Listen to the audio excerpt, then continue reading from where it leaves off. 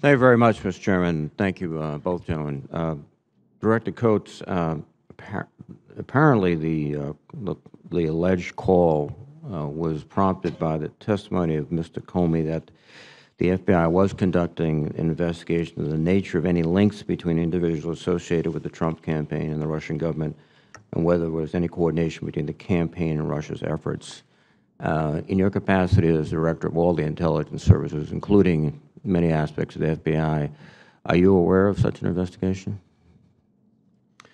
Well, I'm aware of the investigations that are underway, both by the House, the Senate, now Special Counsel, and the FBI. And the FBI, yes. Mm-hmm.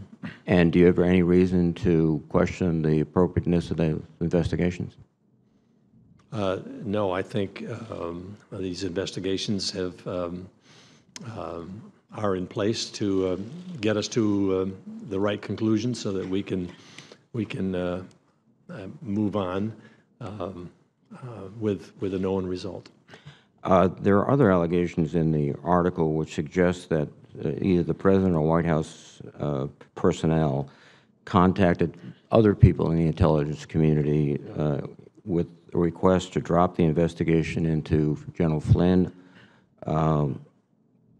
Are you aware of any other contacts, not just yourself personally, but to others in the intelligence community to conduct activity? I am not aware of that. Thank you. You have, and General Stewart have painted a very challenging picture of the threats that face us. Let me raise two specific issues. One, with respect to Iraq, there has been discussions in the Kurdish community of a referendum to declare essentially their independence or their desire for independence. In your estimation, Director Coates and General Stewart, what would that do to the ability of the Iraqi government to come together after the defeat of ISIS? Well, it certainly adds an issue that is going to need to be worked through. As complicated as the situation is, it would add one more complication.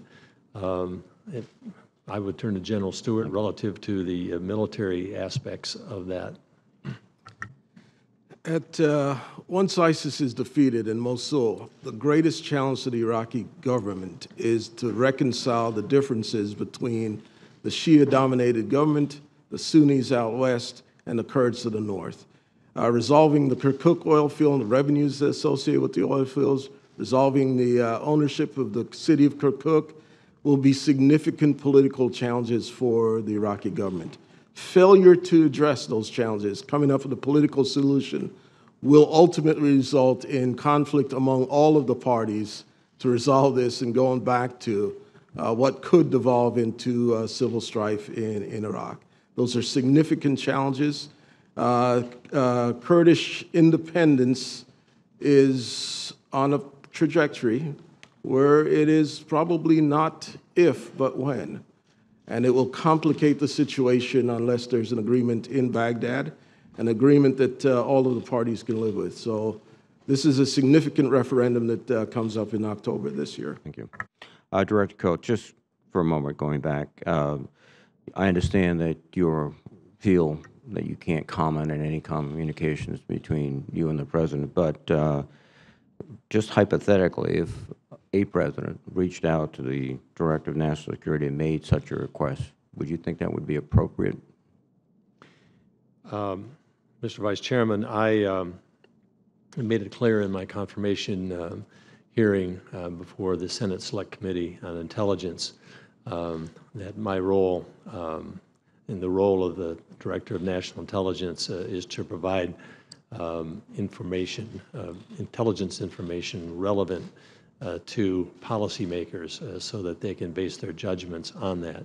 That any political shaping of that presentation or intelligence would not be appropriate.